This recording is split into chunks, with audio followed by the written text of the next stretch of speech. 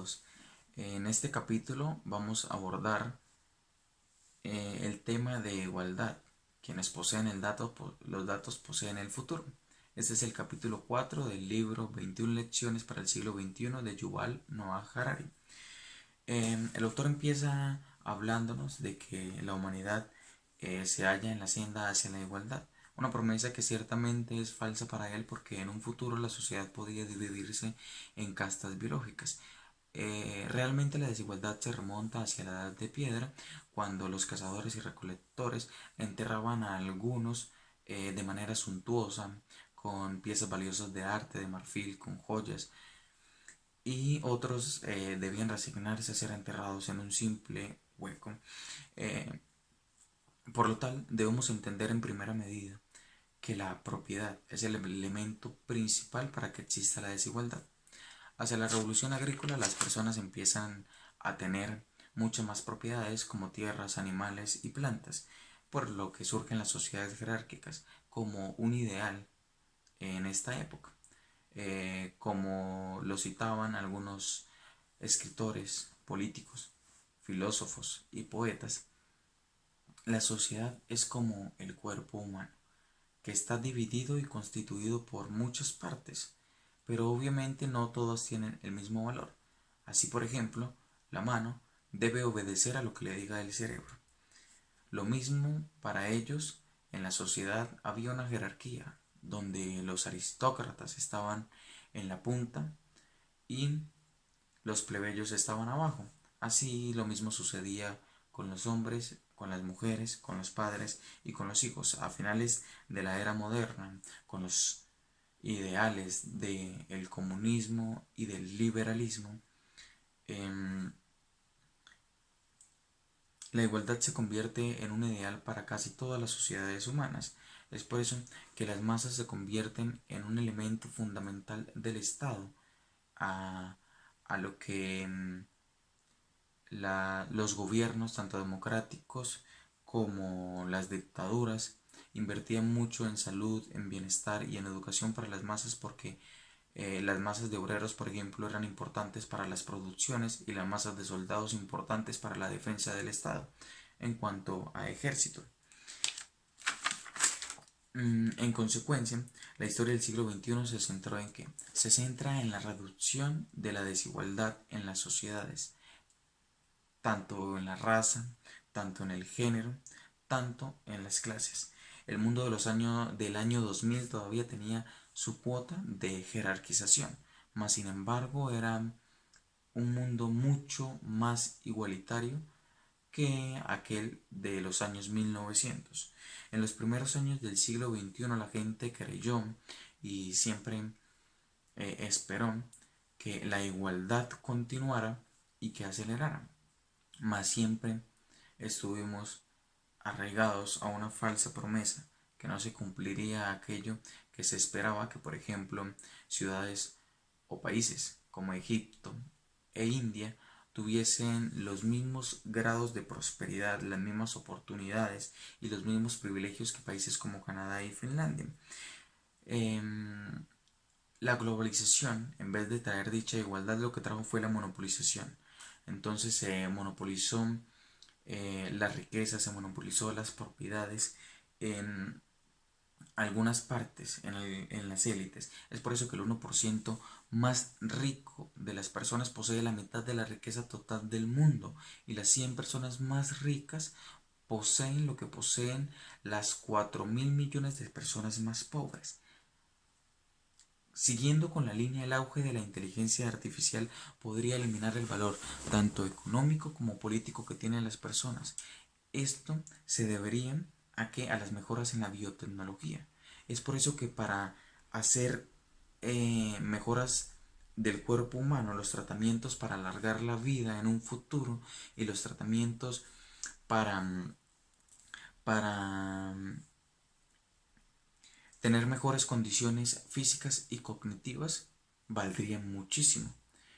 Lo que quiere decir que las personas que tienen dinero, las personas ricas, mejorarían su especie, mejorarían sus condiciones, por lo que quedarían en una casta biológica mucho más alta de las otras personas pobres que no tienen cómo mejorarse ni cognitivo ni físicamente.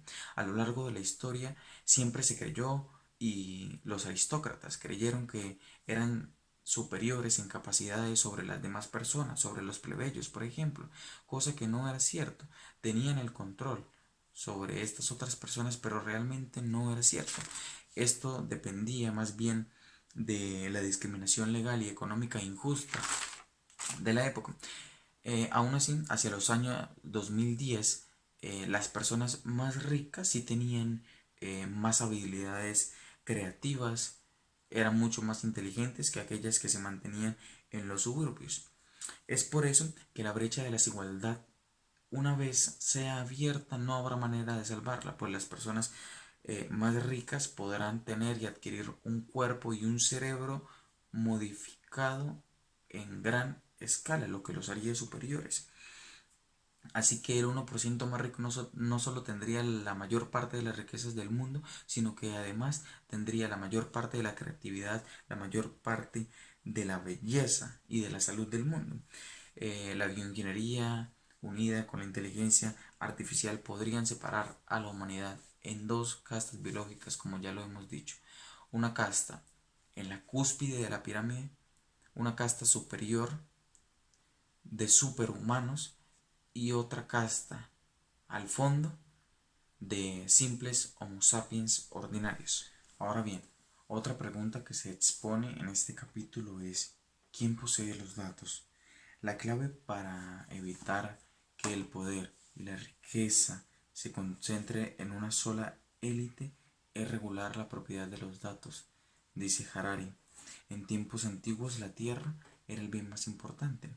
Sabemos que la política se centraba en regular los poderes que se tenían sobre la tierra y evitar que se concentrara en algunas masas. En épocas modernas las máquinas y las fábricas tuvieron mayor relevancia, y entonces la política se centró en controlar estos medios vitales de producción.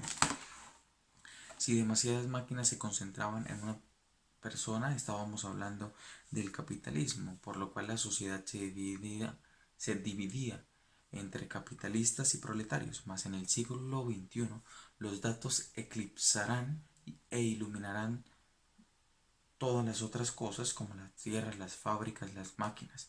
¿Por qué? Porque estamos hablando de un Internet de las cosas, de la inteligencia artificial, donde nuestro cuerpo, donde nuestro cerebro y todas nuestras decisiones estarán teñidas del Internet, del Internet de las cosas, de datos. Y hoy en día lo vemos, que para acceder a una cuenta de correo electrónico gratis, como otros servicios de Internet que son gratuitos y libres, nos piden una cantidad de datos. Los grandes empresarios y quienes encabezan la carrera de la posesión de los datos en este momento son gigantes de la industria como Google, Facebook, Tencent, Baidu. Estos en estos momentos no están pensando en los datos como un mercado de consumo, como nosotros, como producto. Tal vez no lo hacen con la intención de ver y entender que en un futuro los datos valdrán muchísimo más que cualquier revolución tecnológica. Los datos que tienen de fondo los secretos más profundos de nuestra vida. Y por eso los gigantes de los datos tienen la capacidad de controlar cada una de nuestras decisiones con la publicidad. A raíz de la publicidad, basándose en algoritmos, de las cosas que seguimos en Facebook, de las cosas que tuiteamos, de nuestros ideales políticos, de nuestros pensamientos, de nuestra filosofía, va creando un algoritmo en cuanto a nuestras necesidades también, a nuestras opiniones. Por eso, mediante este algoritmo que se crea, viendo que cada día conectamos más dispositivos al Internet, por ejemplo, como aquel dispositivo que tiene Apple llamado Siri, donde le contamos muchas cosas, lo que hacemos, a qué hora nos levantamos, sincronizamos, incluso se pueden sincronizar las luces de la casa, el televisor, la nevera, todas estas cosas, lo que crea un algoritmo perfecto, una base de datos perfecta para que se nos manipule. ya no pasaríamos a ser clientes, sino que seríamos más bien un producto que se vende a las industrias para que se nos haga propaganda y así controlen no solo nuestra información, sino nuestra manera de pensar.